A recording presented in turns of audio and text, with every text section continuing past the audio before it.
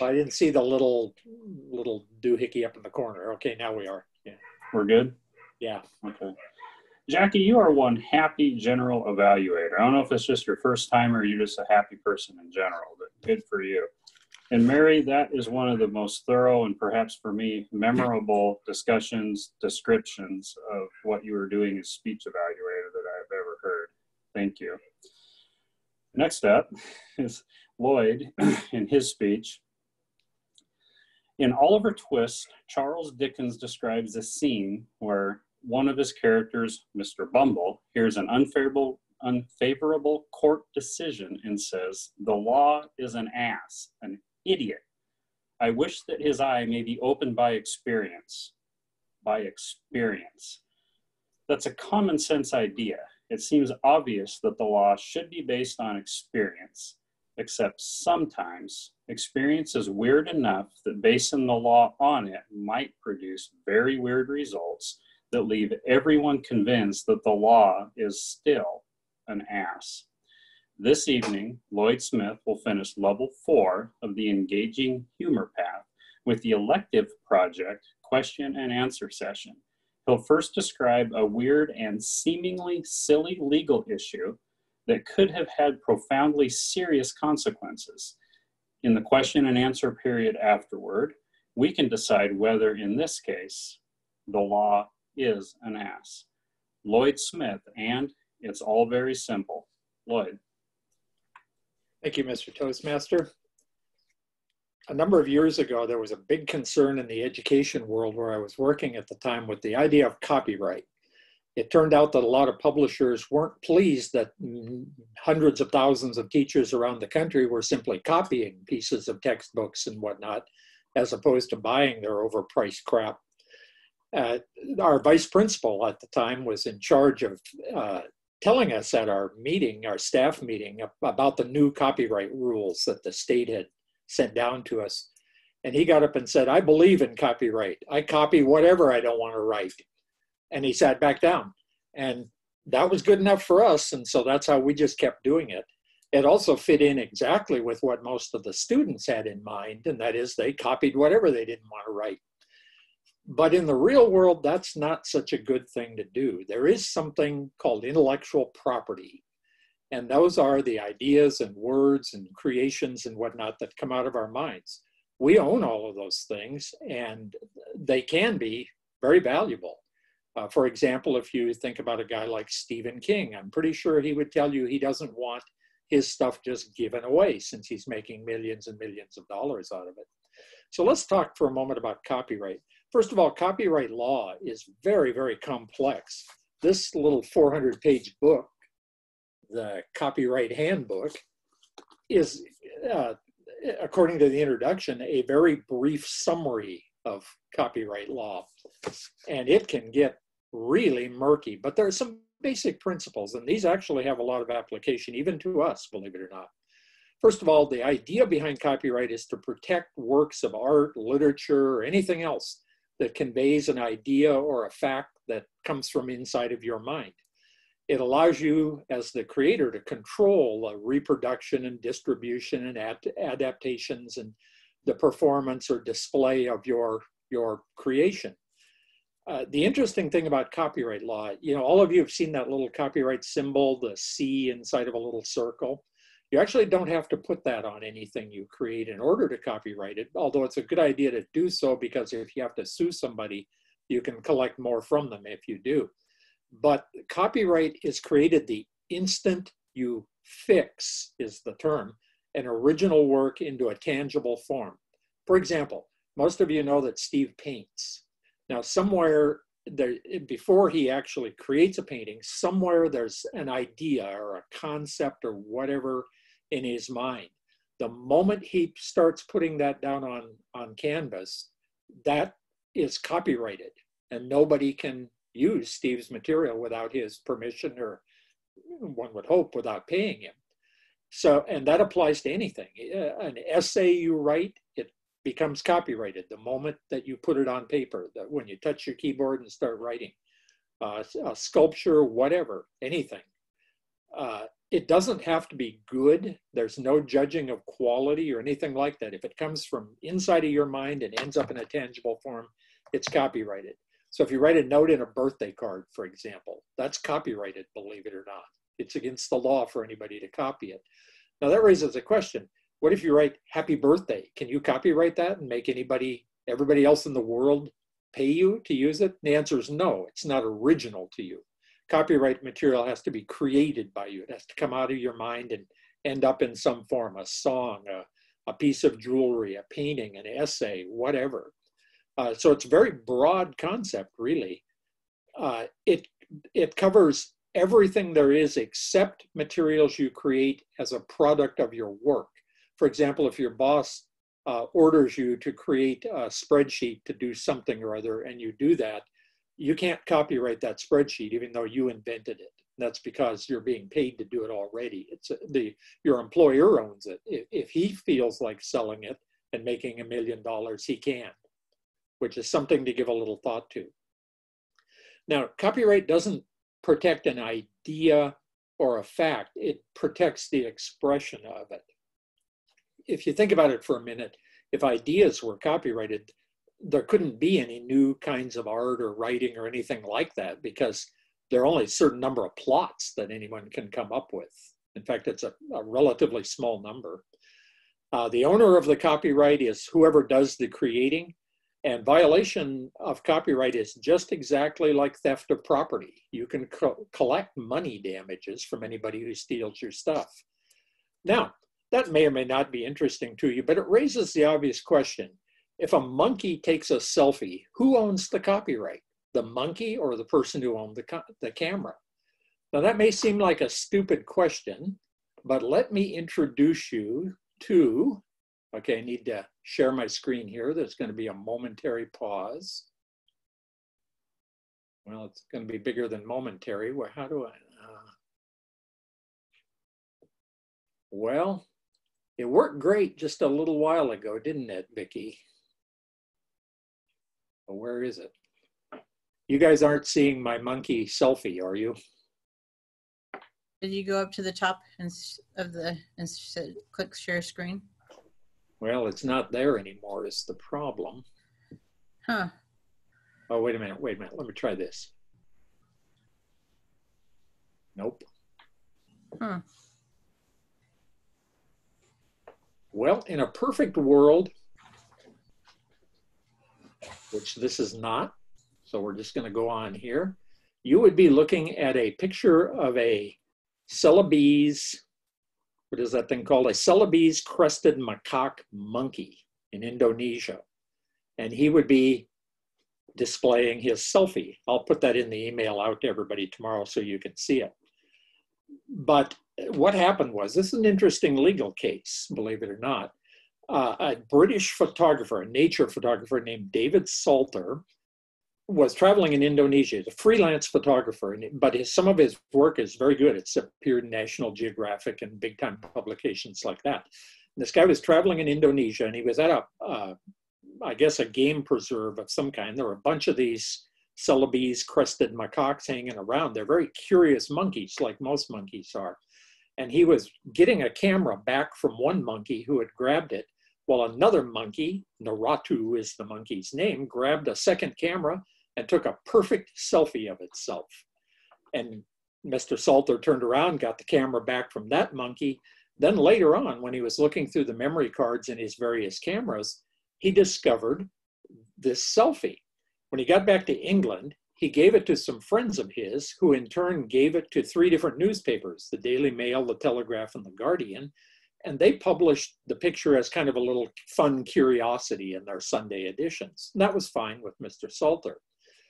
Then it turned out a group called Wikimedia Commons put the pictures on its website. And that was not okay with Mr. Salter, because that group publishes pictures that they claim are in the public domain that don't need any payment for authors and magazine writers and whatnot to use. So Salter asked that the group remove his picture from their site, and they said no, because they thought the picture belonged to the monkey who took it. That triggered a 3-year legal battle here in the United States, because that's where Wikimedia Commons is a corporation, even though it's actually in England. Finally, the US Copyright issued a ruling that the pictures are in the public domain because the work did not have a human creator. It had a non-human animal creator. So therefore, there wasn't any human in whom copyright was vested. Now, Salter was not happy with that because he thought he had the picture copyrighted. And then he was less happy in 2015 when he got sued. He didn't get sued by Wikimedia. He got sued by PETA, P-E-T-A, the People for the Ethical Treatment of Animals. And they used a principle in law called the next friend principle. This might amaze you, but even if you don't want to sue somebody, somebody else can sue in your name by claiming to have your best interests at heart. And PETA claimed to have Naruto the monkey's best interests at heart, and so they sued Salter to break the copyright link. They argued that Naruto the monkey was the proper owner of the copyright because it created it by holding up the camera and taking the selfie. Salter just had the camera. He was just a convenient guy. That case was rejected by US District Court in Los Angeles. PETA appealed it to the Ninth Circuit Court of Appeals in San Francisco, which ruled against the selfie-taking monkey, threw out the copyright lawsuit and chastised PETA, stating that Naruto, I'll get the quotation here, Naruto was an unwitting pawn in its silly ideological struggle to declare animals as having rights equivalent to humans. PETA is trying to decide right now whether to fund an appeal to the US Supreme Court over this. So we go from a monkey grabbing a camera and taking a picture of itself in Indonesia to a potential US Supreme Court case. Now here's the question though. Think for a moment what would happen if the courts ruled that Naruto has copyright protection for that picture. In the law, that would make that name, Naruto, equivalent to a human being because it would have a legal right. And PETA's strategy is that if it can slowly get animals to have legal rights that are otherwise enjoyed only by humans, sooner or later, the courts would have to agree that animals do have human rights. Now, the obvious question is, would that be a case of the law being an ass or the law being correct? And that's where I'd like to start the question and answer, I guess. Lloyd, do Yeah. you suppose that the PETA group isn't so much an ass, but maybe a monkey's ass? Could be.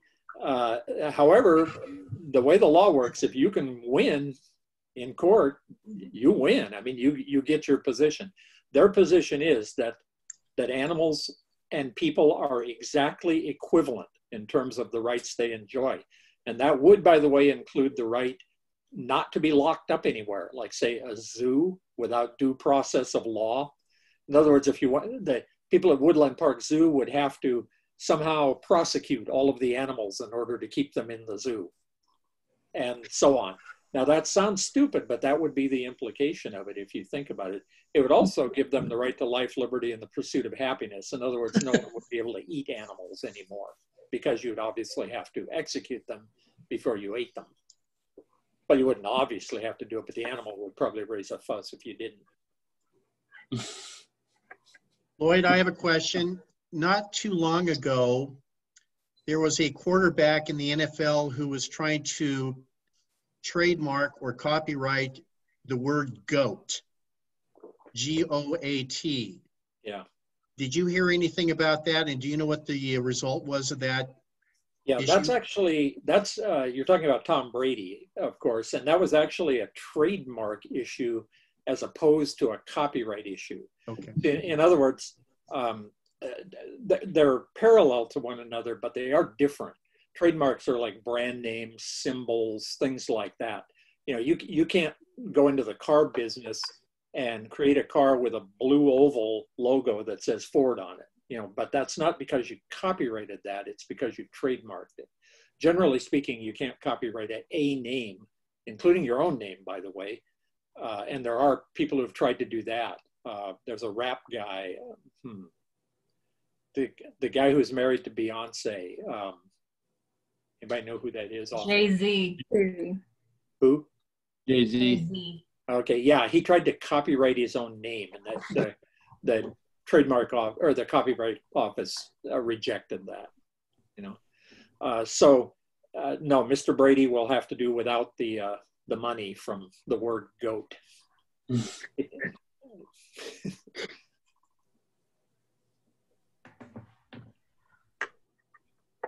There's just, in my mind, there's not many questions to ask except, does anybody have an ounce of good sense? Not necessarily when it comes to the law. It's just dumbfounding to me that. So what do you decide that if a donkey bucks 3 times that he said, no, you can't put me in that cage? I mean, how else do you get I'm going to ruminate on that for a bit. While you're doing that, Mary had a question. Oh, yeah, a question. Earlier on in your speech, you talked about things that were copyrightable, like what you write in a birthday card. Mm-hmm. It seems to me those are pretty personal things. Well, how enforceable would a copyright law be on that kind of stuff? I mean, law's a law, but... Not very, because you would have to demonstrate, in order to recover money, if that's what you're asking, could you recover money damages? You'd have to prove that you had been harmed. In other words, like somebody wrote happy birthday and therefore you lost some certain amount of profit from it. But typically nobody pays to see the words happy birthday, so you'd be out of luck. The song happy birthday actually is copyrighted. Technically, you should be paying if you sing that in public. Yeah. But the person who wrote the song's been dead, I think, 100 years or something, so it isn't likely they're going to complain much. Well, that raises another question, because a lot of copyrights expire, don't they? Yeah. When, you know, works of art or books or poetry gets into the public domain, then... Yeah, there have been changes in the copyright law. Originally, it was 75 years, I think, with one renewal. But there are some considerations there. If the person dies, it changes somewhat and like that. But copyrights actually can go on for a very long time. I mean, not just you can make money off of them, but your heirs can too. You know, in the case of a novel or something, obviously it matters. In the case of writing happy birthday, not so much. Yeah, Julie? Well, I have a question about Naruto, and I was wondering if the courts ever considered the intentionality to make art or to make some sort of novel or personal creation. So Naruto just was observing what other people were doing with the camera and picked it up and took a picture. So it seems to me that wasn't necessarily, you know, that he was trying to express himself through art or through some sort of symbol of himself. And I was wondering if intentionality to make art or to express oneself has anything to do when an item is copyrighted. No, thank you for your question.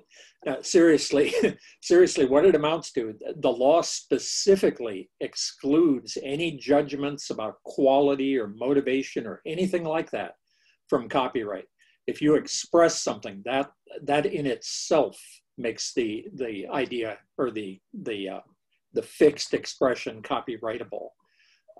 I think the reason the law is written that way, they didn't want to get into the issue of having to decide what's really art and what's not. I mean, if you go into, say, a museum and look at some more modern art, there's some question about that. Remember a few months ago, the guy who taped a banana to a wall somewhere? Yeah. And that actually sold for $160,000. That strikes me as pretty serious art. But, you know, a banana on a wall, the guy himself said it was not art. It was a practical joke to demonstrate the absurdity of the art world. But he pocketed the $160K anyway, though. Yeah.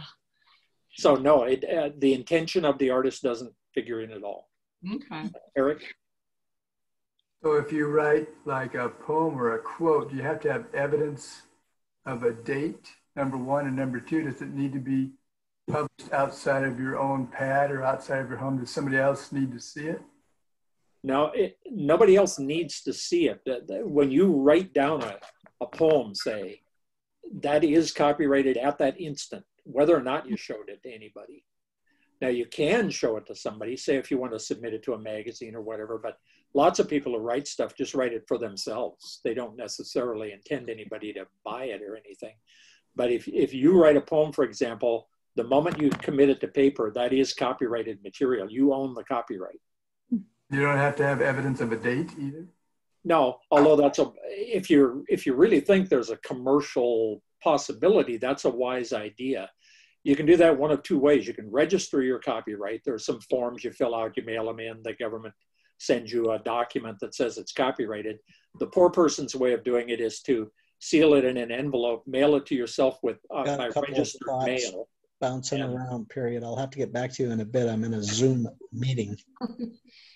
Thank you for that update, Steve. Yeah, but sorry, anyway, I thought I was muted. Yeah. Anyway, to get back to your question, Eric, if you mailed it to yourself, say registered mail, that would be a proof of a date. Just don't open the envelope. Or I could email it to my wife or something. I'd be a little hesitant to email it if you really think there's some money involved in it.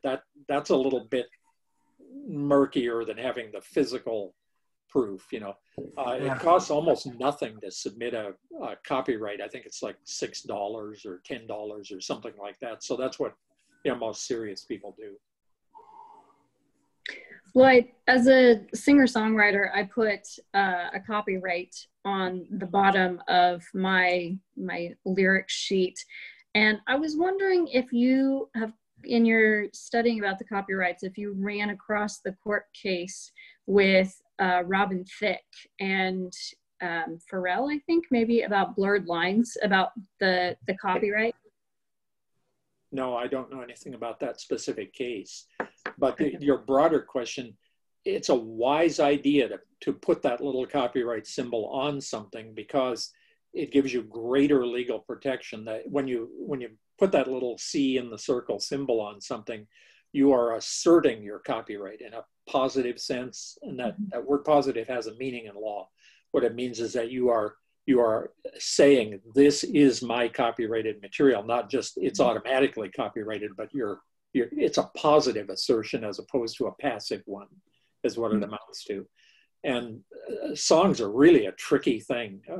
George Harrison, for example, had to pay millions of dollars for what was called unconscious copyright infringement because his tune "My Sweet Lord" had some commonality with "He's So Fine." Like the Shondells. Yeah. And that I think Harrison had to pay like $4 million or something like that. Wow.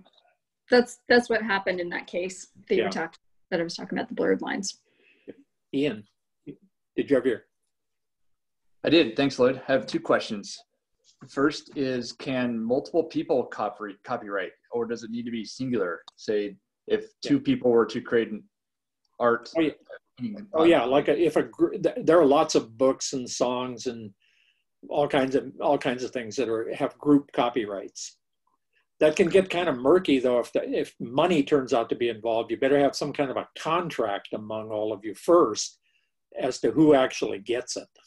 Because if it's a group copyright, the Copyright Office just says, "Hey, you guys fight it out." But yeah, you can have group copyrights. Organizations, corporations, anything. There's. That him? You guys see that? Yep, that's Naratu's, one of his selfies, or her selfies actually. She apparently somehow manipulated the camera and took like a series of them. And there's a slightly different one I'll send you. But it looks like the monkey took a selfie that's at least as good as one that most people can take. Lloyd, so books are written like raindrops falling from the sky, and they're copyrighted, and yet you find people selling them at yard sales and everywhere else, or book resellers. Is that one where we just sort of look the other way? No, the copyright protects the original sale. See, like for example, if you write a book, I buy your book, you get a cut of from the publisher. The book is not mine. The physical book is mine. Now, I can't take your plot and characters and whatnot and write my own book, but the physical book belongs to me. And if I feel like selling it to Ian for 25 cents at a yard sale, or probably having to pay Ian 25 cents to take your book away from me, that's fine. See, there's a difference between the content and the physical book itself, and your copyright on it applies to the content, the ideas, the expression, and you get your cut when that book, it's sold for the first time, like new from the publisher. Okay, how are we doing on time, Rob? It feels like we're really close. We've gone over. Oh, okay. Quite a bit. 6:04. That's why it felt like that. Yeah. Okay, well, thank you all very much for your attention. I will send you the selfie tomorrow with the email.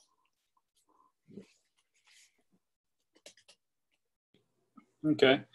And we have a minute, please, and folks go up to the chat and send your review comments over to Lloyd, please.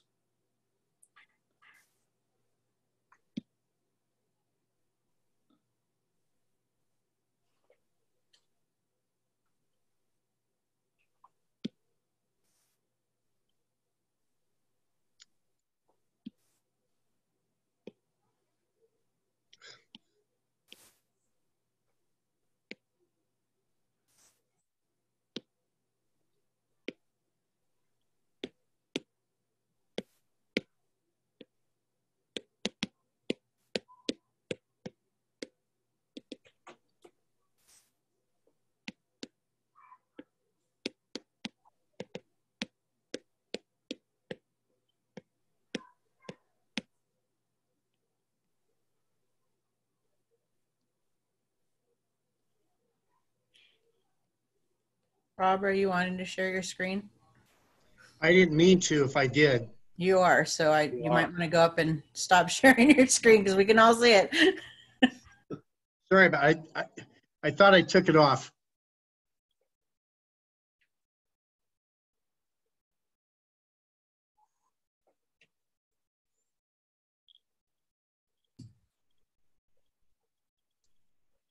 I was able to completely copy your entire hard drive in that few moments. Yeah.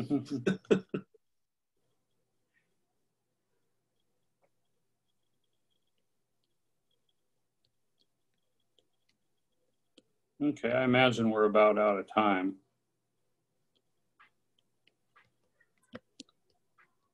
Okay, send. Okay, next up on our agenda, Christina, are you ready as our table topics master? I certainly am. Okay, well, let's see what you have for us under the theme of stress and relaxation. Well, I can tell you that I'm not the very best person for this subject because when I was in college, I took a PE class on how to relax. It was the only class in college that I got a C in. I couldn't manage to stay awake when she'd tell us to lie down and relax, and I'd of course fall asleep and have wild dreams. Didn't bode well for learning to relax. Anyway, the first part we are going to address is stressing the importance of relaxation. How would you stress the importance of relaxation to an uptight friend, Joyce? I have to unmute. I would say to that friend, first of all, how did you get in my house? Second, if you want to have a stroke or have an early heart attack, keep doing what you're doing. But if you want to be more pleasant and have more people want to be around you, it would be beneficial for you to find things to do that will make you relax other than crunching on your teeth like ice cubes. We can all hear you, Karen. But other than that, one can only let that person rage on until they hit rock bottom, which does have a basement. I know this. That's why I take Zoloft. But the point of the fact is sometimes you just got to let them rave. Thank you. Thank you, Joyce. Well done. Thank you.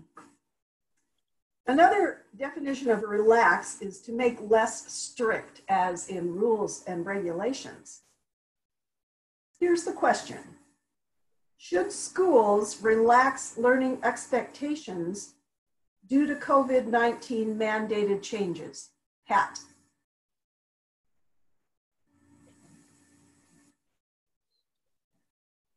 Oh my God, that's something to ask somebody whose roots are in elementary education. I think that when you're dealing with children in school, you have to always have high expectations for them. But the important thing about teaching and learning is that they have a good deal of control about how they learn, what they learn, and how they share that. And I think that what that does is it empowers them and it enables them to be more energized about what it is that they're learning.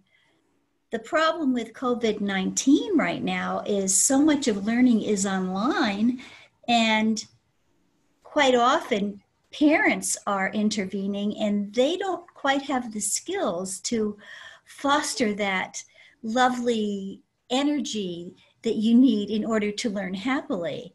So I think I would take the position that people who are engaging in learning experiences with kids need to have high energy, a caring demeanor, and the ability to engage them so that they don't feel constrained.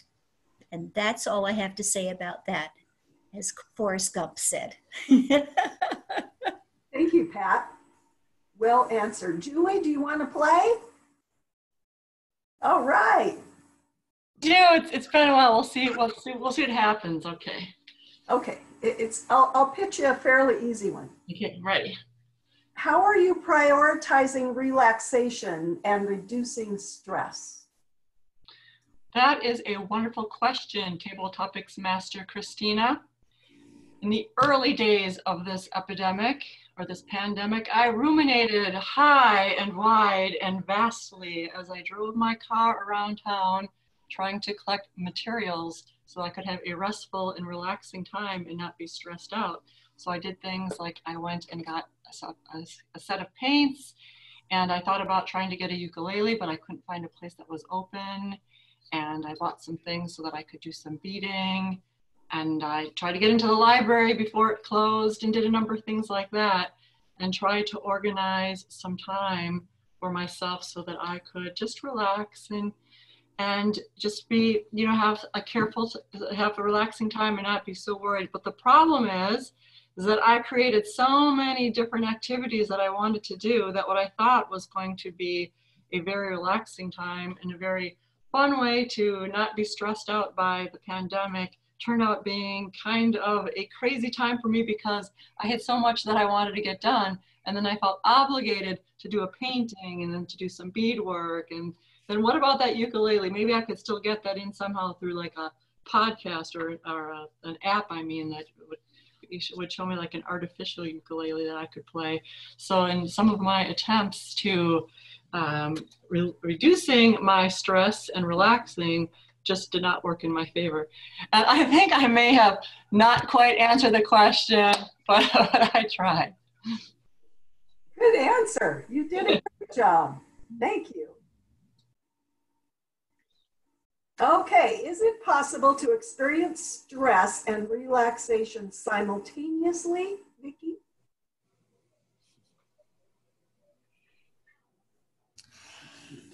I think that you can experience stress and relaxation at the same time. As Julie pointed out, you can prepare so much to relax that you can stress yourself out in doing so. And I am in the same boat as her. As I started planning of how I can take this time that I'm supposed to relax, and it became overwhelming of what was I supposed to do. I could binge watch shows, or I could read, or I could create something. And it just became so overwhelming that I realized, whoa, I just have to take a step back and meditate. And the way that I really enjoy meditating is in water, and either in the shower, or if you're, my favorite is a hot tub, because you can just sit and relax, and just, there's this moment of where you hit that point of true relaxation, where in you're meditating or you're just not thinking of anything. And that is true bliss for me, is when all of a sudden everything in my brain turns off and I'm just able to relax. And there's just that point that is just true bliss for me. But it takes a while, and often I don't get to it. But when I do, it is, the stress is gone and the relaxation is there. This is Table Topics Master. Thank you. As we have just one evaluation and we have one attendee remaining who hasn't had an opportunity to speak, is it all right if we do one more table topic? Everybody okay with that? All right. Might need to ruminate on this one just a bit. Once restrictions relax to the point that groups can meet as long as they maintain distance or wear masks, should we resume in-person Toastmasters meeting with masks or stick with the Zoom format? Eric.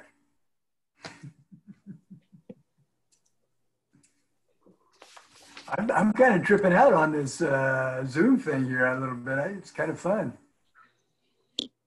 It's when is safe really safe, and how do we figure that out? I think that it's like what we do in Toastmasters. It's very democratic, and I think that if we have even a near majority of people that feel unsafe, that we probably shouldn't meet. I think that it'd be interesting, maybe even after this meeting tonight, kind of take a poll and see if people are getting enriched by this process, or whether they think that they're losing something from it. I find it very educational and very interesting in learning another skill on how to solve things. And this whole Zoom thing I'm using at work also, and in other areas of life. Saturday we took a Right on the Rivers course, and that was the fourth one that we'd taken. And it was a very interesting feedback give and take, and I didn't feel like I lost anything. So it would be the kind of thing where we all get together and have the collective group think and solve the situation. This Table Topics Master. Thank you. Well answered. With that, I will turn back to our Toastmaster. Huh? Thank you, Christina. Very well thought out topics. Appreciate that. Let's go ahead and move on to our evaluation phase of the meeting. We'll bring back our general evaluator, Jackie. Thank you, Mr. Toastmaster. This is such a great topic, and I have to say that as an Enneagram 9, if anybody knows anything about the Enneagram, I am very, very into relaxation and peace and making sure you don't get too stressed out. I even have I don't know if you can see my tattoo that says peace. And one of my favorite things is to smell this peace and calming oil. That's something you can't do in person, right? Right, we will turn it over to our evaluator for the evening. Mary Syrie, would you please evaluate Lloyd's speech for us? I would be happy to evaluate Lloyd's speech for all of you. I like the topic. I like the topic really well. It was provocative, and if you're going to facilitate a question and answer period, get something that gets people thinking beyond just the topic of copyrights. Now, with the Toastmasters introduction and Lloyd, your own speech introduction, I was enjoying them, but I was trying to find the path that we were going to go on, and it ended up being a little different from what I thought. So my recommendation, I'm going to start there with a recommendation, was that those could be more concise to give us a better idea of where you're going with the speech.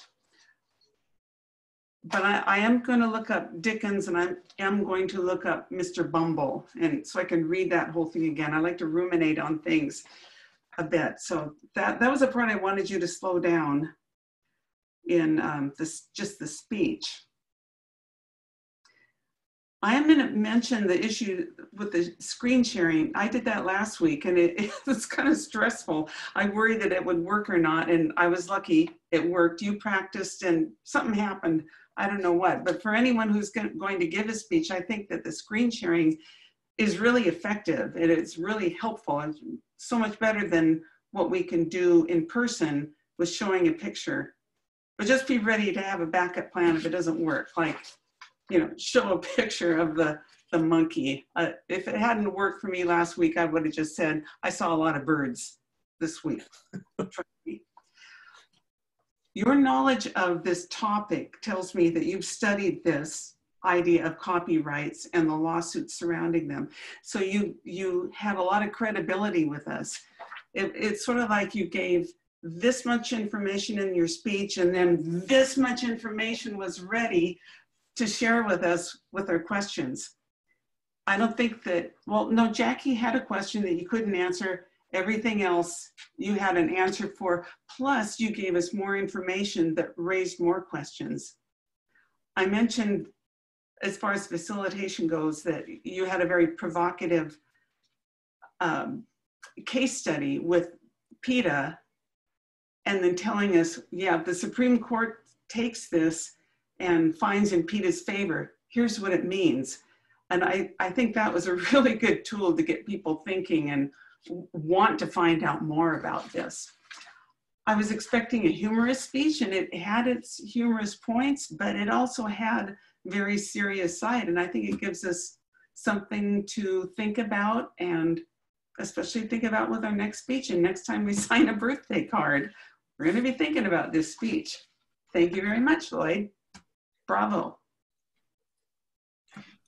Thank you for that evaluation, Mary. Rob, we are going to go to you for our timers report, please. How did we do? Everybody did really, really good. I'm going to start with the table topics first and let everybody know how they did. Joyce, you were at 58 seconds. Pat, you were at 1 minute, 22 seconds. Julie, 1 minute, 36 seconds. Vicki, 1 minute, 26 seconds. Eric, 1 minute, 15. Mary, your evaluation was 3 minutes on the spot. Way to go. And Lloyd, I saved you for last because I wasn't quite sure how to tell you how long you went, because a couple things happened, the sharing of the screen, and then the biggie. We had Steve Schwinn talking about ordering groceries from the grocery store or something. I wasn't sure exactly what it was.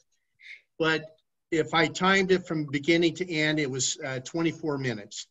So a little bit long. However, I think because of the hiccups, that's the reason it went a little bit over. Otherwise, everybody did fantastic. Job well done. Awesome. Thank you, Rob. Steve, would you like to share your grammarian's report or your list for the store or anything else? I think maybe I'll pay closer attention to all these meetings so that I can pick out indiscretions and share them indiscriminately. Word of the day was popular today. I used it. Jackie used it. Julie, Christina, and Mary used it. I didn't catch any egregious violations of the English language. Nothing really jumped out at me, so I'd say we did just fine today. That's my report. Awesome. I'm Thank you, gonna Steve. mute. Thank you. James, our awe counter, how did we do? We did great. I'll start with Lloyd. His go-to word was I counted 9 uhs, but it was a long speech, so I thought that was actually pretty good. I don't know if you actually ever overused a word, but I caught 1 but and 3 ands, which I thought was great. And you repeated a couple words. You said your twice and it twice, but overall, great job. Vicky, I just caught 1 and an and. Mary, I caught an a so, and a but, and an and, although I don't think those are overused. Julie, I caught an and 2 ands. Erica caught 3 ahs and a like. Joyce, just 2 buts. And Pat, I didn't catch anything. And I think that's it. Okay, fantastic. So you didn't catch anything on me? No, I didn't. All right, that's a first. I win. Okay, thank you. Appreciate that, James. We are now going to turn it over to Ian, wait a minute, is that right? Or Ron, our Toastmaster, or the president, Ian. Says Ian. Yeah, Ian. Yeah, Ian. Okay, Ian, it's all yours. Thank you. At this point, I'm just going to ask if there's any comments from the group. Any questions? Rob?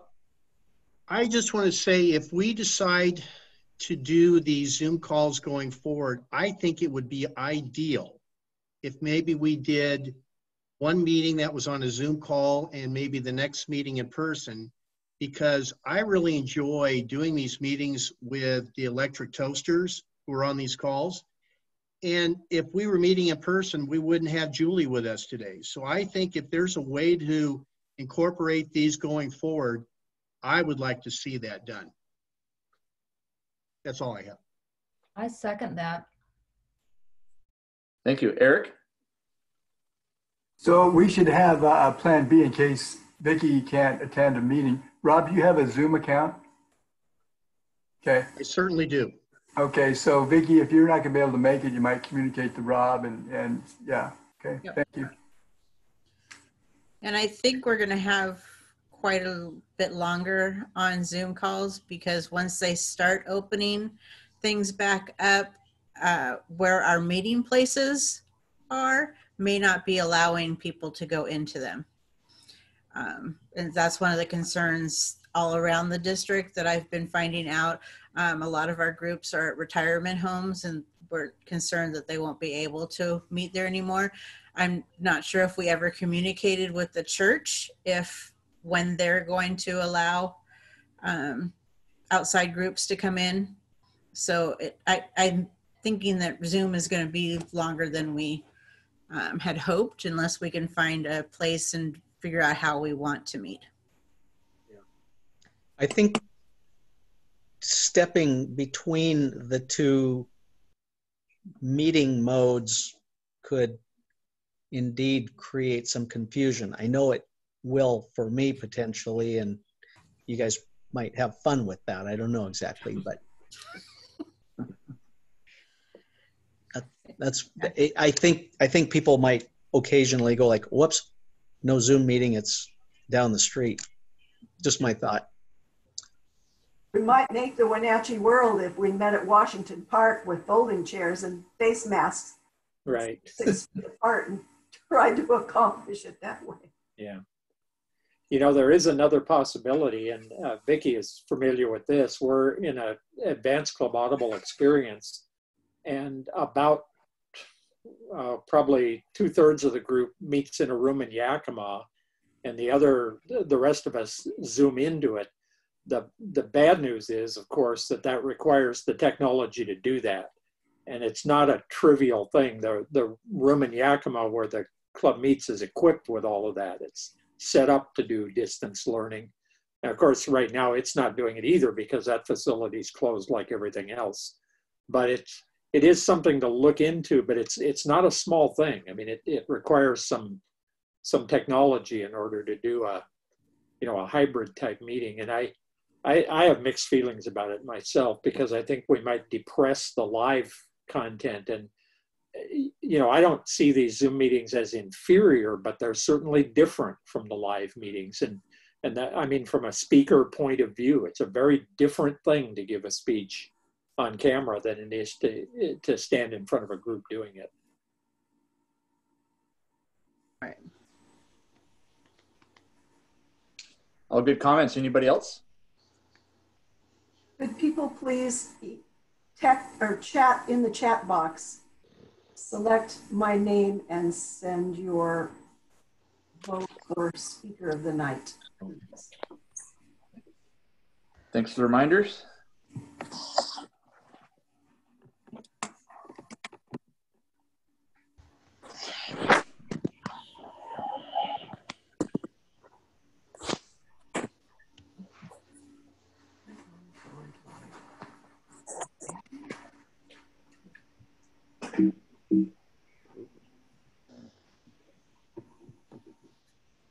So Ian, I'm assuming that going forward until a decision is made otherwise, we will continue with the Zoom meetings.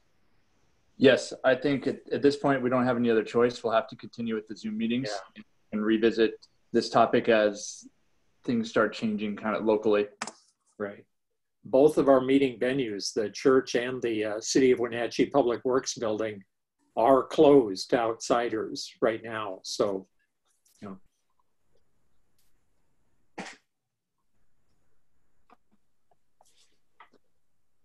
Okay, we have a winner. 3 people got votes. The winner is Lloyd Smith.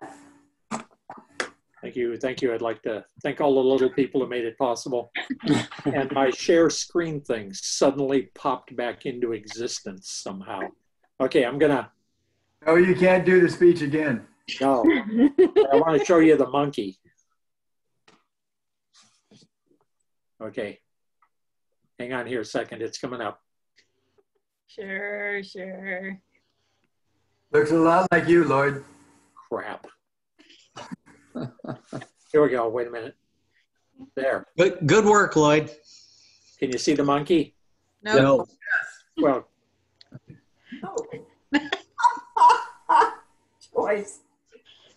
Joyce is showing the monkey, but we can't see it on your screen. Really? Here, I'll show you this instead. Nice. Whoa, nice. Look, it's our. There's a nice, relaxing scene for you to take to the end of the Zoom meeting. Better than a monkey. Good to see you, Julie. Come back. Yeah, thank you. It was really wonderful participating. Thank you all so much. I really enjoyed this. Great to see you. Yeah, Lloyd, it was a great speech. I really enjoyed that as well. Thank you. Hope to see you guys again. Good. Nice to meet Sounds you. good, Julie. Thanks, everyone. Thanks, Bye, everybody. everyone. Bye, guys. Whoop. Can't seem to leave the meeting.